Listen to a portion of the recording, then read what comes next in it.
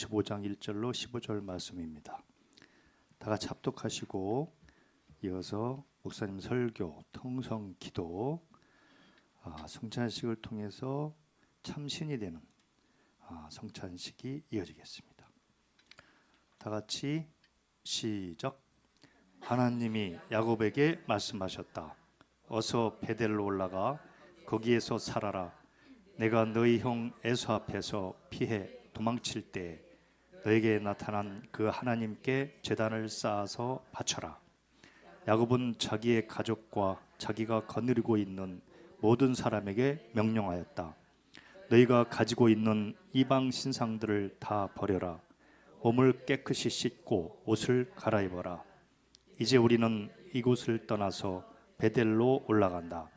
거기에다 나는 내가 고생할 때 나의 간구를 들어주시고 내가 가는 길 어디에서나 나와 함께 다니면서 보살펴 주신 그 하나님께 제단을 쌓아서 바치고자 한다. 그들은 자기들이 가지고 있는 모든 이방 신상과 귀에 걸고 있는 귀고리를 야곱에게 가져왔다. 야곱은 그것들을 세겜 근처 상수리 나무 밑에 묻었다. 그런 다음에 그들은 길을 떠났다. 하나님이 사방에 있는 모든 성읍 사람을 두려워 떨게 하셨으므로 아무도 야곱의 아들들을 추격하지 못하였다.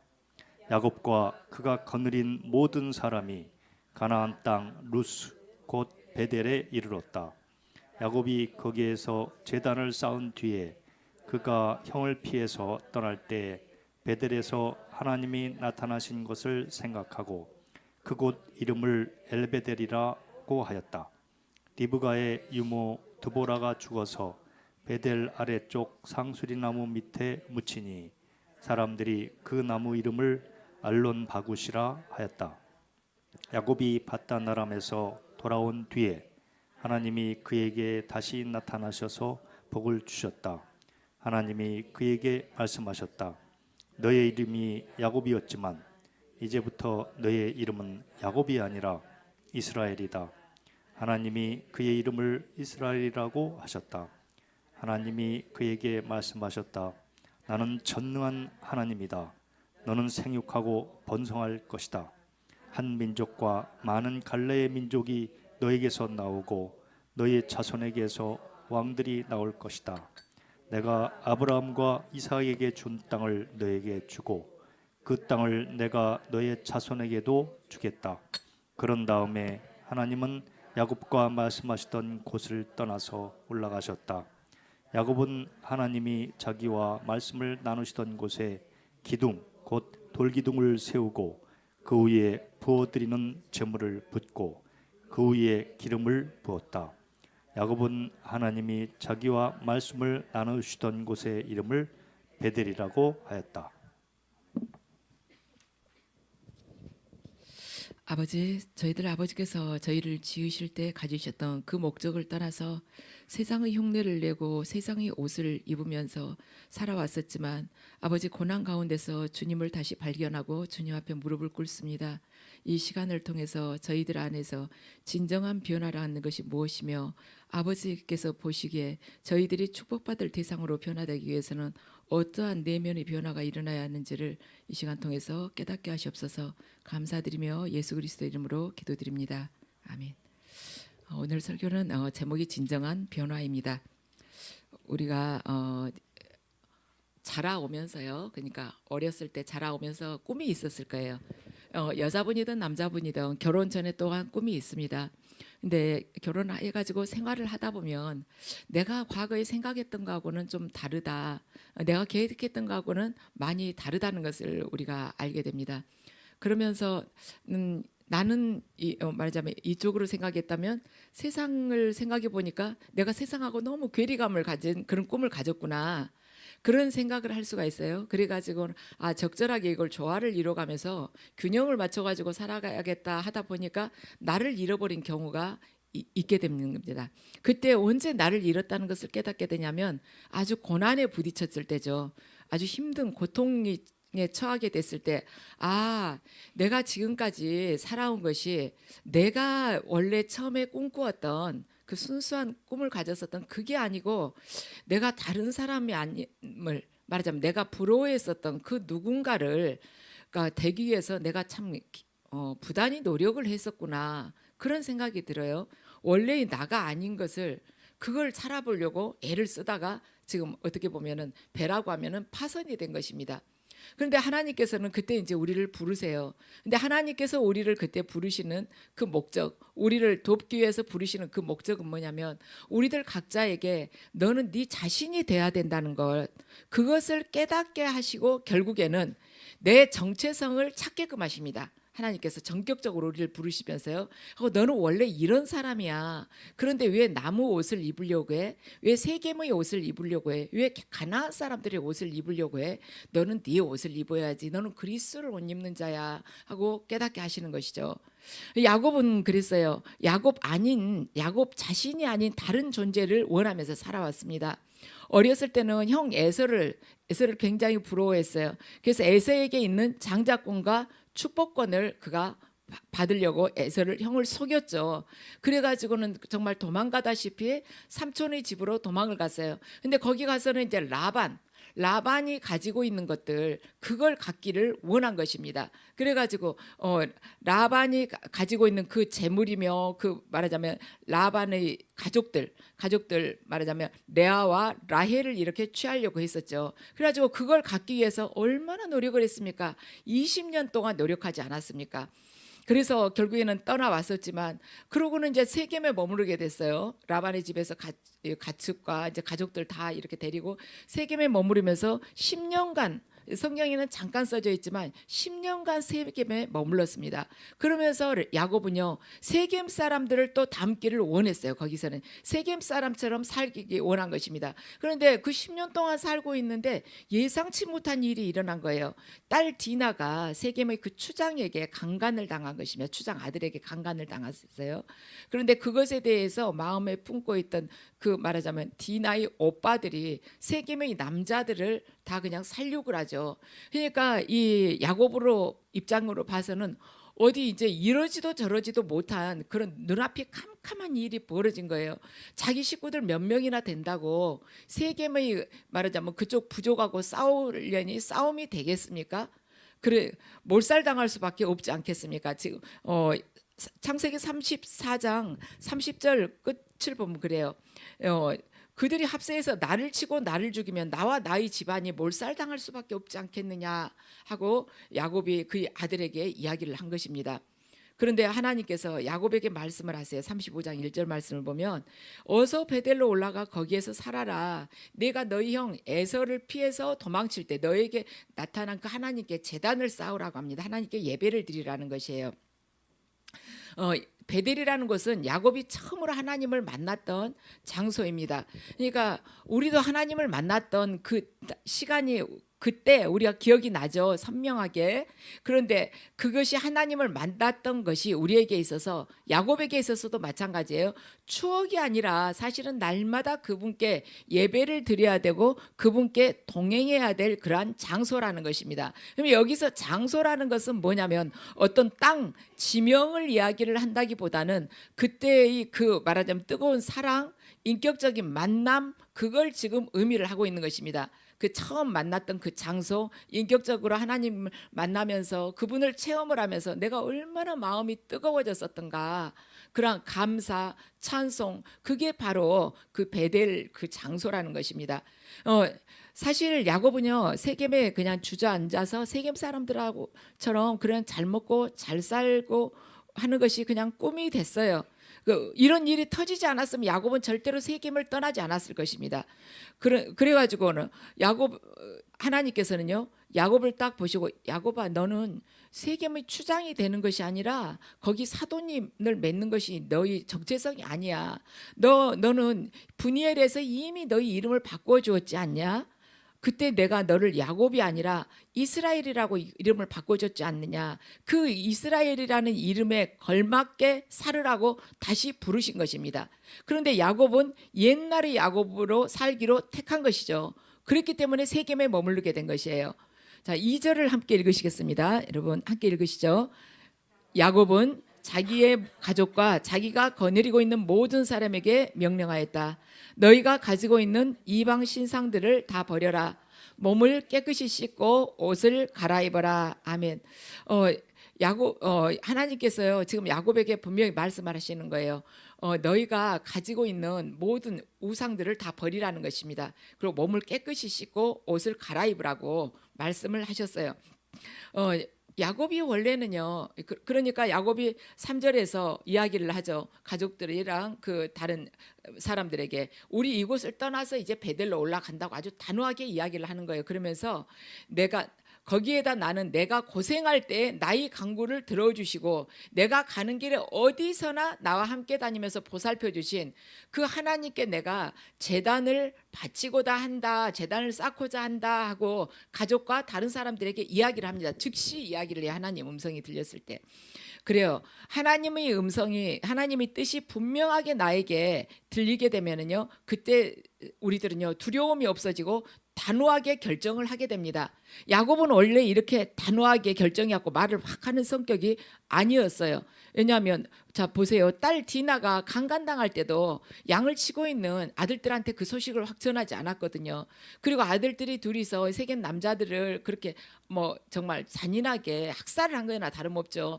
그랬을 때도 아들들에게 아주 호되게 야단을 안 쳤어요. 보면은 자기 걱정부터 하는 것입니다. 그들이 합세해서 나를 치고 나를 죽이면 나와 함께 나의 집안이 꼭 야곱을 제일 1등으로 죽이겠습니까? 근데 자기부터 죽을 것부터 걱정하는 사람이에요.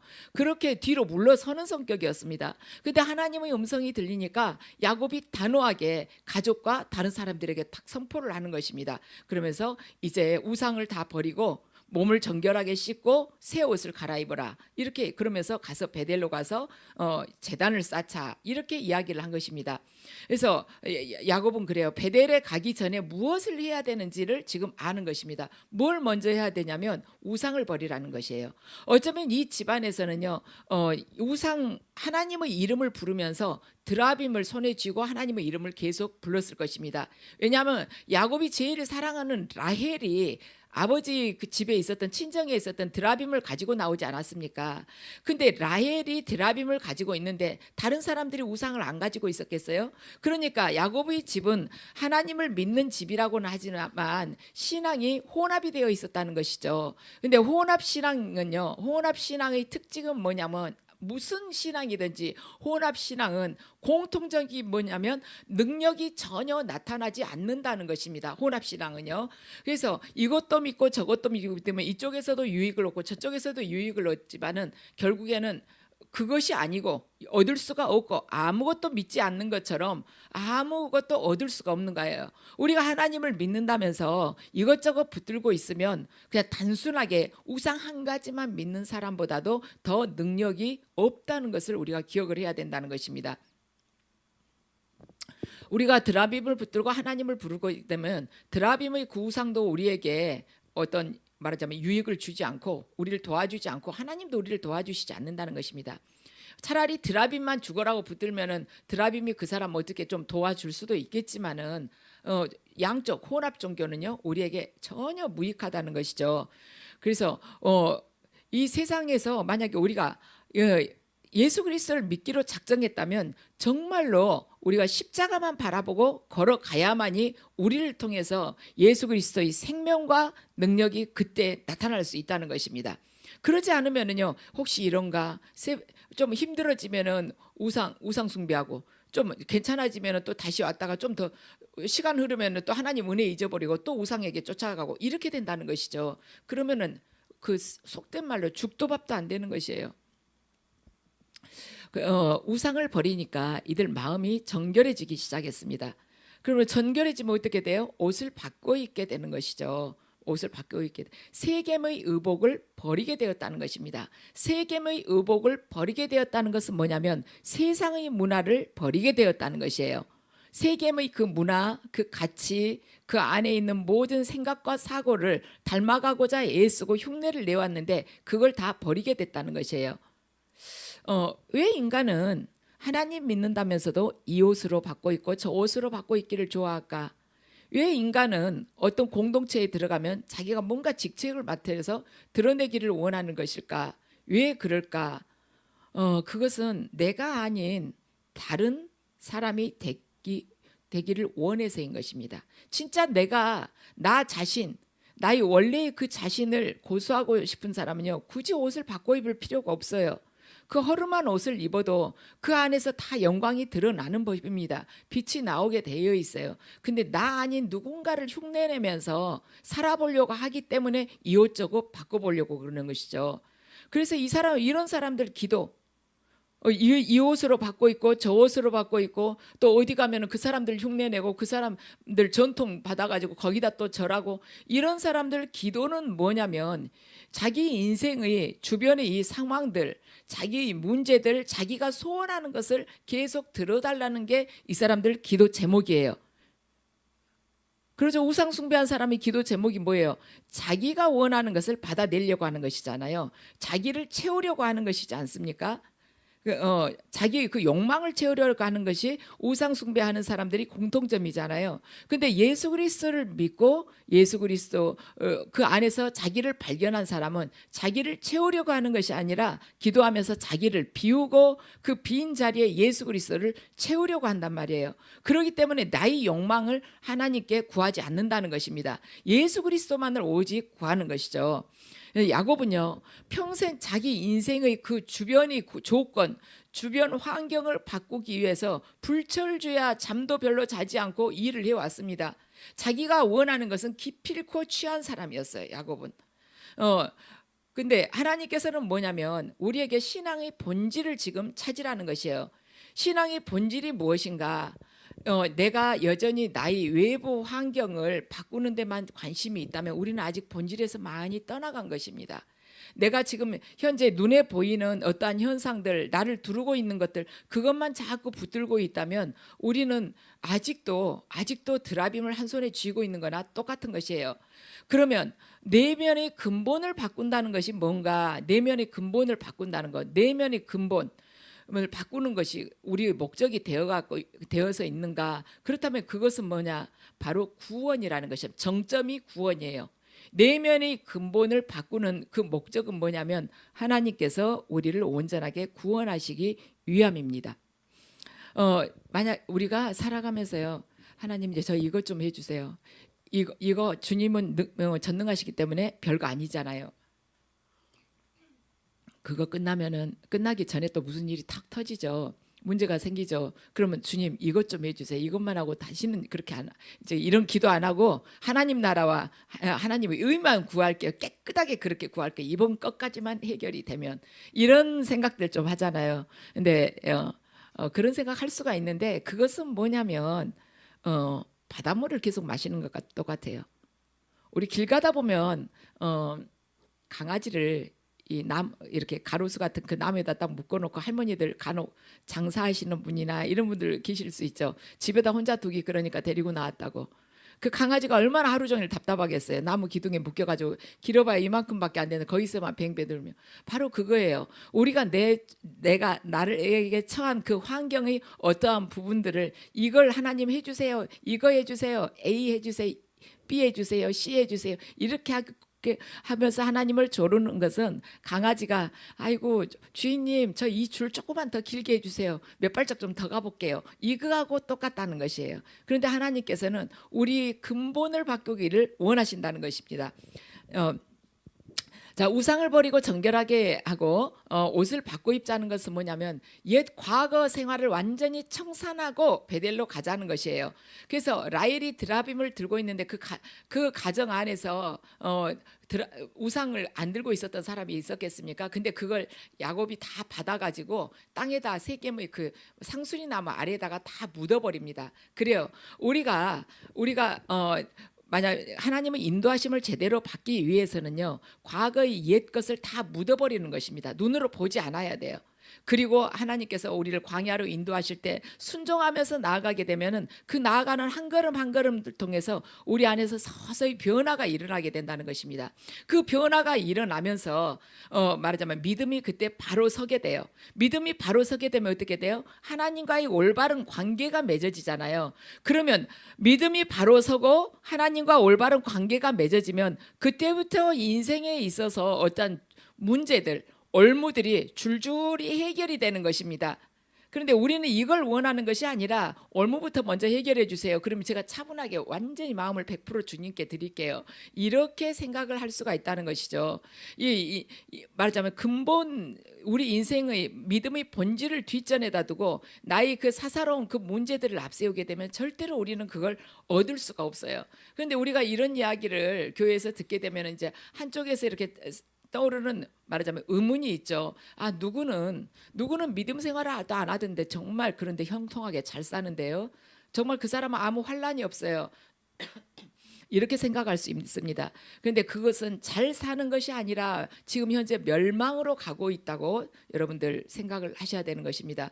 그 사람한테는 그것이 오히려 화인 것이에요. 차라리 고통 중에서 모든 것을 다 잃고 정말 이 세상 누구한테도 울부짖을 데가 없고 오직 하늘만 바라보면서 누구 저 좀 도와주세요 이렇게 할 정도가 되면은 그가 하나님을 만날 수 있을 텐데 현재 모든 것들이 다 갖춰져 있기 때문에 하나님을 찾을 기회가 없다는 것이죠. 그래서 그것은 저주라는 것입니다. 예레미야 33장 2절에서 3절 함께 읽으시겠습니다. 땅을 지으신 주님, 그것을 빚어서 제자리에서 세우신 분께서 나에게 말씀하셨다. 그 이름이 주이신 분께서 말씀하셨다. 내가 나를 부르면 내가 너에게 응답하겠고 내가 모르는 크고 놀라운 비밀을 너에게 알려주겠다. 아멘. 너희들이 나를 부르면 내가 크고 놀라운 비밀을 알려주겠다는 것입니다. 우리가 믿음이 어렸을 때는요, 이 말씀을 이렇게 읽으면서 내가 부르짖으면 하나님께서 내가 가지고 있는 현재 이 말하자면 기도 제목, 문제 이것에 대한 해결 방책을 하나님께서 보여주시겠구나. 이 문제가 어떻게 해결될 것인지를 하나님께서 보여주시겠구나. 이렇게 우리가 오해를 할 수가 있는데 여기서 말하는 큰일, 은밀한 일은 뭐냐면은 우리의 인생의 살아가면서 외부 조건이 바뀌는 일이 아니에요. 우리가 언뜻 생각하기에는 내가 지금 어떤 고난에 처해 있는데 이 고난을 어떻게 뚫고 나갈지 그 방법을 알려주신다는 것이구나 부르짖으면 이렇게 생각할 수 있는데 그것이 아니고 인간의 영적인 면이 우리들의 영적인 면이 바뀌는 것을 보여주시겠다는 것이에요. 그래서 더 이상 이제는 우리 주변에 이 변화무쌍한 이 현실에 묶이지 않는 그 능력의 사람이 되도록 해주시겠다는 것입니다. 그래서 환경이 어떻게 바뀌든 세상이 어떻게 바뀌든 무슨 팬데믹이 생기든 거기에 우리가 묶이지 않고 거기에 매이지 않고 그걸 두려워하지 않고 살아갈 수 있는 그 능력을 우리들에게 보여주시겠다는 것이에요. 그것이 바로 크고 은밀한 일을 보여주시겠다는 그 해석인 것입니다. 그래서 부르짖으면 야곱이 부르짖으니까 어떻게 됐는가? 자, 5절을 함께 읽으시겠습니다. 그런 다음에 그들은 길을 떠났다. 하나님이 사방에 있는 모든 성읍 사람을 두려워 떨게 하셨으므로 아무도 야곱의 아들들을 추격하지 못하였다. 아멘. 여기 세겜 사람들은요, 이 야곱의 가족들에 비하면 많은 것들을 가지고 있는 사람들이죠. 병거나 전차를 가지고 있는 사람들이었습니다. 그런데 아무 무장도 하지 않는 야곱의 가족들을 두려워했다는 것이에요.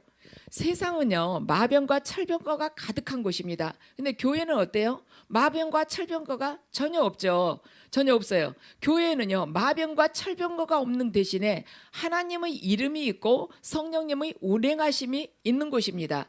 그래서 진짜 우리가 하나님을 경외하고 따르게 되면은 이 세상이 교회를 반드시 두려워하게 되는 것입니다.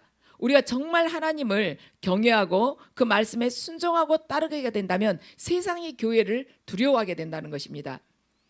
그런데 우리가 왜 지금 보면은 세상이 교회를 두려워하지 않는가? 그것은 교회가 하나님을 떠났기 때문입니다. 그래서 세상이 우습게 보는 것이에요. 조롱을 하는 것입니다. 하나님을 제대로 믿으면 절대 세상으로부터 두려움을 받지 않게 된다는 것이죠. 이 야곱 가족의 이 일화를 봐도 그렇죠. 그 세겜 사람들이 이들을 두려워했다는 것이에요. 몇 되지도 않는데 숫자도. 어설프게 믿으니까 그렇게 말하자면 어설프게 믿으면은요 세상이 우습게 보지만 제대로 믿으면 세상이 두려워하게 되는 것입니다. 자, 사도행전 19장을 보면요 스게아의 7 아들들이 말하자면 예수 그리스도의 이름으로 마귀를 쫓는 사람들을 보고는 그 흉내를 내면서 악귀를 쫓으려고 해요. 스게아 7 아들들이 그랬는데 이걸 쫓으려고 하는데 악귀들이 오히려 나는 예수도 알고 바울도 아는데 너는 누구냐고 그렇게 하는 것입니다. 그러면서 오히려 스게아의 아들들에게 덮쳐가지고 그들에게 상처를 입혀요. 이들이 예수 그리스도의 이름으로 명하니 마귀는 쫓겨날지라다 분명히 이렇게 했을 거예요. 입술로는 했는데 악귀가 이걸 먹어주지를 않는 것이에요. 오히려 대드는 것입니다. 예수를 제대로 믿지도 않으면서 예수를 들먹이다가 악귀에게 오히려 된통 혼나는 이 장면인 것입니다. 이것은 나무의 이야기가 뭐냐면 스게아 아들들의 이야기만은 아니에요. 우리 믿는 자들이 하나님을 신뢰하면 하려고 작정을 했으면 100%를 신뢰를 해야지 믿은 듯 만 듯 미지근해 가지고 라우디게아 교회처럼 그렇게 믿었다가는 오히려 악귀들에게 더 우리가 말하자면 화를 당할 수가 있다는 것이죠. 그래서 우리가 정말로 하나님을 우리가 온전히 믿는다면 하나님께서 세상으로부터 우리를 두려워하게끔 하면서 우리의 발걸음 한 걸음 한 걸음을 인도해 주실 것을 믿어야 될 것입니다. 잠언 16장 9절 말씀 함께 읽으시겠습니다. 사람이 마음으로 자기의 앞길을 계획하지만 그 발걸음을 인도하시는 분은 주님이시다. 아멘. 우리가 굳이 하나님의 음성을요 또렷하게 듣지를 못한다 할지라도 성경 말씀대로 살아가게 된다면 내가 뭔가를 계획하고 있었다 할지라도 그것이 하나님의 뜻이 아니었다면 만약에 뜻이 아니었다면 하나님께서 하나님의 뜻으로 그분을 옮기시는 것입니다. 제가 지난 금요일 날도 설교 때 말씀을 드렸잖아요. 북한에서 이렇게 탈북한 그분, 그 중령이신 그분이 정말 성경이라고는 몰랐는데 아는 분이 성경을 갖다 주면서 읽으라고 해서 처음에는 밀쳐놨다가 읽게 됐는데 읽으면서 이거 보통 책이 아니구나 하고는 기도를 하기 시작하니까 하나님께서 너 북한을 떠나라 하고 음성을 들려주셨지 않습니까? 떠나서 가족들 다 놔두고 혼자 호롤단신으로 떠난 거예요. 떠나서 중국에 있는데 그 대련에서 정말 우연하게 버스를 탔는데 버스 옆에 호주 목사님이 앉으셨는데 그 목사님은 이미 하나님으로부터 음성을 듣고 온 사람이에요. 전날 밤 꿈에 다음날 평양을 가려고 했는데 너 평양으로 가지 말고 내일 대련으로 가라. 대련으로 가려고 대련역 기차로 딱 내려가지고 버스를 탔는데 이분하고 이 중령하고 딱 한 자리에 앉게 된 것이에요. 하나님께서는요 우리에게 구체적으로 자세하게 이야기하시지 않아도 당신께서 필요한 일은 때에 맞춰서 다 하신다는 것입니다. 우리는 지금 내가 고난 중에 있기 때문에 하나님은 나를 잊어버리셨나, 내가 하나님으로부터 버림받았나 이런 생각을 할 수가 있어요. 아무 음성도 들리지 않고 너무 막막한 거예요. 그렇지만 우리는 막막하지만 이 시간에 하나님께서는 우리들을 위해서 이미 준비하시고 예비하시는 그 일을 지금 부단하게 하고 계신다는 것이에요. 그리고 다른 사람을 또 준비해가지고 우리를 또 도울 자를 또 이 영적으로 다시 회복되는데 도울 자를 또 준비하고 계신다는 것입니다. 그래서 결코 우리는 혼자가 아니라는 사실입니다. 야곱은 세겜의 길을 자기는 계획을 했지만 하나님께서는 베델로 지금 야곱을 인도를 하시죠. 자, 6절과 7절 함께 읽으시겠습니다. 야곱과 그가 거느린 모든 사람이 가나안 땅 루스 곧 베델에 이르렀다. 야곱이 거기에서 제단을 쌓은 뒤에 그가 흥을 피해서 떠날 때 베델에서 하나님이 나타나신 것을 생각하고 그곳 이름을 엘 베델이라고 하였다. 아멘. 베델에서 하나님이 제단을 쌓은 뒤에 예전에 형을 피해서 달아날 때 거기서 말하자면 제단을 쌓았던 걸 생각하면서 거기다가 제단을 쌓고는 거기 이름을 말하자면 엘 베델이라고 하나님 거기서 나타나셨는데 거기 이름을 엘 베델이라고 했다고 그래요. 자, 베델이라고 했는데 예전에 베델이라고 여기가 베델이구나. 꿈에 그 사닥다리를 보고 그러면서 베델이구나 했는데 이번에는 또 제단을 쌓고 나서 엘 베델이라고 했다는 것이에요. 도대체 이게 뭔가? 베델이라는 것은 하나님의 집을 의미합니다. 근데 엘 베델은 뭐냐? 베델의 하나님, 엘이 하나님이라는 뜻이잖아요. 그러니까 베델의 하나님이라는 뜻이에요. 베델의 하나님. 자, 그러면 자 보세요. 베델의 하나님이다. 베델과 베델의 하나님이 뭔가 다른가? 베델은 하나님의 집이고 엘 베델은 베델이 하나님인데, 자, 교회만 있고 만약에 하나님이 안 계신다면 어떻게 되겠습니까? 그건 간판에는 교회라고 써졌지만 교회라고 볼 수 없다는 것이죠. 그래서 우리들에게 있어서는 베델보다는 처음에 야곱이 거기서 하나님을 만났어요. 꿈에 하나님께서 이렇게 사닥다리를 타고 이렇게 천사들이 오르락 내리락 하면서 거기에서 하나님께서 야곱에게 말씀을 주셨어요. 그때 하나님을 만났습니다. 그런데 야곱이 정말 30년 정도 된 거죠. 삼촌집에 가서 20년 살고 지금 세겜에서 10년 살았잖아요. 그러니까 30년 지난 후에 야곱에게 있어서 그 과거에 하나님을 만났던 그 추억은 있지만 자기는 하나님을 잊어버리고 산 것이에요. 근데 하나님께서 베델로 가라고 하셨잖아요. 그래서 야곱 안에 자기 하나님은 야곱을 보고 계셨지만 야곱 진짜 자기 안에는 하나님이 별로 없었어요. 그랬는데 그리 가라고 하시면서 하나님을 다시 찾게끔 하신 것입니다. 바로 엘 베델, 베델의 하나님, 그 하나님과 우리가 하나가 되는 것, 그것이 바로 신앙의 본질이 되어야 된다는 것이에요. 그 하나님을 다시 찾게끔 하나님이 인도를 하신 것입니다. 베델이라는 것은 옛날 야곱이 만났을 때 그때 꿈꾸고 그러고는 잊어버렸어요. 그랬는데 다시 그곳에 가서 제대로 하나님을 만나라는 것이에요. 하나님 중심으로 살아가라는 것입니다. 우리들 각자에게 베델이 필요해요. 그렇지만 예배 처소보다 더 필요한 것은 뭐냐면 그 처소 안에 계셔야 될 하나님이라는 것입니다. 하나님이 더 필요하다는 것이에요. 우리가 하나님을 만난 말하자면 기억이 있어요. 그런데 그 기억, 그 추억만 가지고는 신앙을 유지할 수 없다는 것이에요. 그때 만나주셨던 그 하나님을 계속 인격적으로 교제하면서 동행하면서 걸어가야 된다는 것입니다. 엘 베델이 우리 신앙의 본질이 되어야 된다는 것입니다. 그래서 그분이 안 계시면 그 어디도 베델이 될 수가 없는 것입니다. 자, 야곱이 그래요. 이제 그 장소에 대한 신앙 고백을 한 것이죠. 엘 베델이라고. 자, 9절에서 11절을 보니까 야곱이 바다나람에서 가나안으로 돌아왔어요. 그런데 하나님께서 야곱에게 복을 주시죠. 자, 11절 말씀 함께 읽으시겠습니다.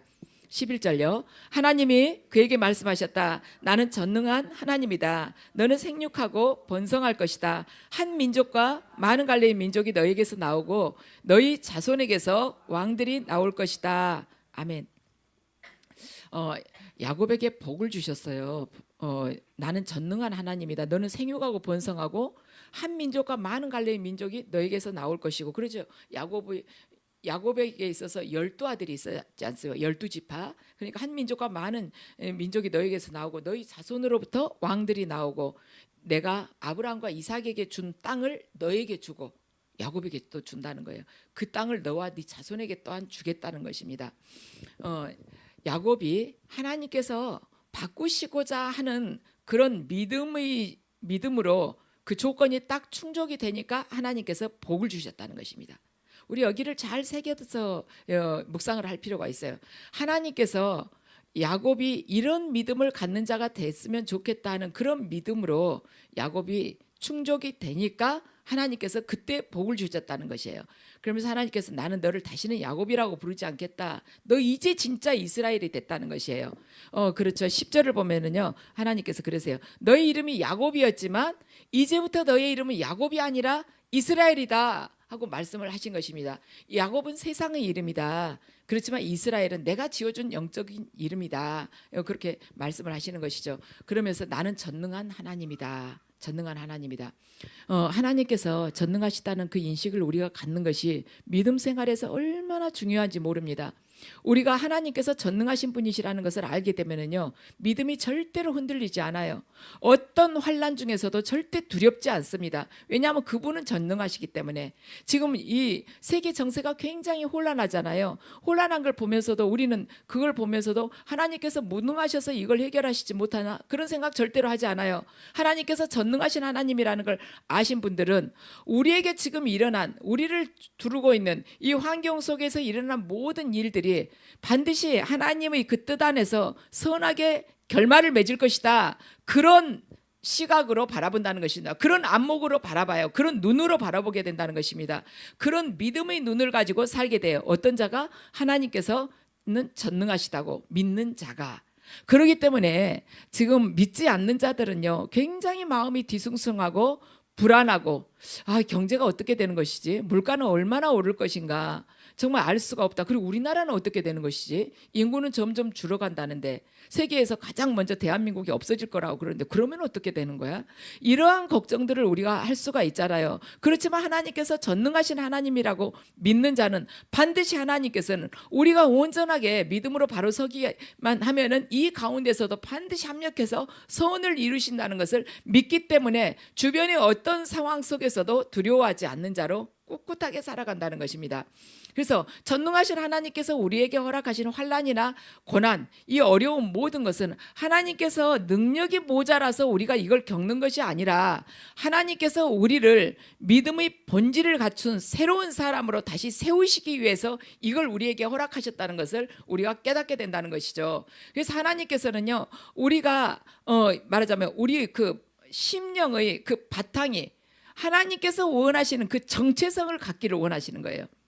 우리는 무엇을 원하냐면 저를 지금 두르고 있는 이 육적인 환경 안에서 문제를 해결해 주세요. 아버지, 이것을 좀 응답해 주세요. 아버지, 제 자녀 문제를 좀 해결해 주세요. 아버지, 저희 가족 문제를 해결해 주세요. 우리는 이걸 가지고 하나님께 기도하면서 조르지만 하나님은 그것이 아니라 네가 믿음의 본질을 알고 네 정체성을 깨닫고 온전하게 네가 믿음의 그 모든 조건들이 충족되길 바란다. 그리하면 야곱처럼 거기에 복이 당연히 따라오게 되어 있다. 어떤 복을 받게 되느냐? 번성하고 축복하는 복을 받는 그걸 축복이라는 그 복을 받지 않느냐? 야곱이 지금 그가 믿음의 사람으로 되었을 때 그의 인생에 하나님의 영광이 따르게 되는데 영광이 따르게 되니까 그 다음에 그 그림자가 빛이 있으면 그림자가 있게 되죠. 그 그림자가 뭐냐면 영광이 따르게 되니 하나님의 영광이 야곱을 따르게 되니까 그에 따른 그림자가 바로 번영과 축복이라는 것입니다. 우리들이요, 하나님께서 원하시는 믿음의 조건을 다 충족시키게 되면 반드시 하나님의 영광이 우리를 따르게 되고 거기에 반드시 번영과 축복이 따르게 된다는 것이에요. 태양이 대낮에 비치면은 반드시 그림자가 생기잖아요, 한쪽에. 그런데 빛이 있으니까 영광이 따르니까 반드시 그 다음 그림자로 번영과 축복은 그냥 따라가게 된다는 것이에요. 자, 요한 3서 1장 2절 말씀 함께 읽으시겠습니다. 사랑하는 이여, 나는 그대의 영혼이 평안함과 같이 그대에게 모든 일이 잘되고 그대가 건강하기를 빕니다. 아멘. 이것은 사도 요한이요, 가이오라는 장로에게 보낸 편지에 이렇게 적혀져 있는 것입니다. 그래서 네 영혼이 바로 먼저 잘 돼야 된다. 네 영혼이 잘됨과 같이 그러잖아요. 네 영혼이 먼저 잘 돼야 돼. 그것이 가장 우선순위예요. 그리고 네 영혼이 잘 되는 그 진정한 변화가 일어나게 되면은 네가 범사에 잘 되고 강건하단다. 이렇게 말을 한 것입니다. 네 영혼이 먼저 잘 돼야 된다. 그리고 네 영혼이 잘 되는 진정한 변화가 일어나면 그 다음에 네가 범사에 잘 되고 건강하다, 강건해진다, 이런 뜻인 것입니다. 그런데 사도 요한은 이런 의미로 편지를 보냈는데 우리는 이것을 거꾸로 이 순서를 뒤집어 가지고 먼저 달라고 주님한테 기도를 합니다. 주님, 제가 범사에 좀 잘 되고 강건해지게 해주세요. 그러면은 제가 제 영혼이 온전히 주님만을 섬기겠습니다. 이렇게 순서를 바꿔서 하나님께 원하신다는 거죠. 그런데 하나님께서 우리 이 연약한 우리의 그 기도를 들으시겠습니까? 잠깐 와서 한 점처럼 왔다가 사라져버릴 그 우리의 인생을 영원하신 그분께서 그 인생이 그 짧은 정말 새가 날아가는 그림자가 바위에 잠깐 스치고 지나가는 것 같은 그 짧은 인생이 하는 그 말, 근시안적인 우물안 개구리 같은 사람이 하는 말을, 그 피조물이 말을 하나님께서 들으시겠습니까? 영원하신 하나님께서는 절대로 이 순서를 바꾸지 않으십니다. 네 영혼이 먼저 잘 돼야 돼. 그렇게 네 영혼이 잘 되는 진정한 변화가 일어나면 그럼 범사에 잘 되고 건강하게 된다. 이렇게 약속을 하시는 거예요. 그래서 여러분, 믿음 안에서 우리가 진정한 변화가 일어나야만이 우리 삶의 저주와 엉겅퀴가 거두어지는 것입니다. 우리는 삶의 저주와 엉겅퀴를 거두어 주세요. 제가 오로지 주님만을 신실하게 섬기겠습니다. 이런데 하나님이 절대로 이 순서를 안 바꾸시는 분이에요.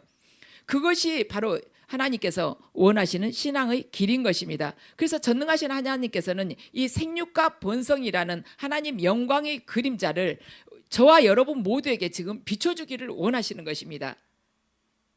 그 그림자를 우리가 얻기 위해서는 반드시 영광의 빛으로 온전한 믿음으로 먼저 바뀌어야 된다는 것이에요. 그래야지 영광의 빛이 흘러나오지 않겠습니까? 빛이 나와야지 그림자가 생기는 것이죠.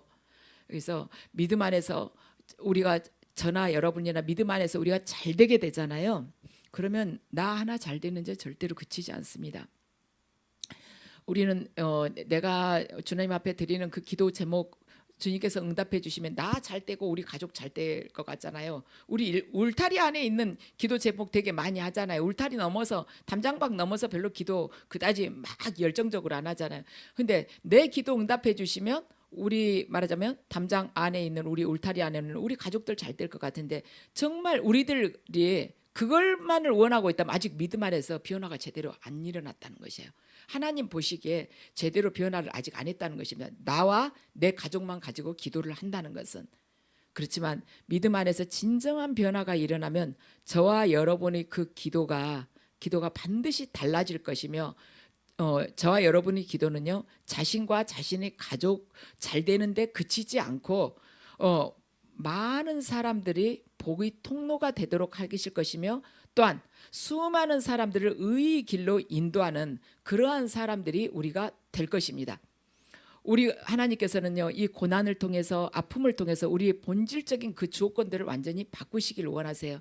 그래서 그 바꾸셔가지고 우리들이 수많은 복의 통로가 되고 수많은 자들을 의의 길로 인도하여서 우리들이 그 삶이 하늘이 궁창의 별처럼 영원히 빛나기를 원하시는 것입니다. 수많은 자들을 의의 길로 말하자면 인도하는 자는 궁창의 그 별처럼 영원히 빛난다고 하시지 않습니까? 그렇게 인도하시기 위해서 하나님께서 지금 이 아픔의 시간들을 통해서 우리를 하나하나 변화시키기를 원하시는 것입니다. 그래서 저와 여러분들 다 기도 제목이 있을 것입니다. 그런데 오늘 본문을 우리가 이렇게 묵상을 하면서 내 기도 제목 중에 뭔가를 이것은 좀 바뀌어야겠구나. 내 믿음 이 부분은 정말 내가 어떤 나에게 주어진 인생 안에서 나만 잘 살자고 했던 그 기도구나. 하나님은 그걸 기뻐하시지 않구나. 내 영혼이 온전해지기를 먼저 원하시구나. 내 영혼이 하나님 보시기에 온전해진 것. 그렇게 우리가 변하게 될 때 우리의 그 영광의 빛 다음에는 번영과 축복이 반드시 따르게 될 것입니다. 그래서 저와 여러분의 그 인생이 우리의 믿음이 예수 그리스도 안에서 진정으로 변화되어서 우리 모두가 새 사람이 되고 삶 속에서 영적으로 육적으로 모두 이기시는 승리의 발걸음이 되시기를 주님 이름으로 축원합니다.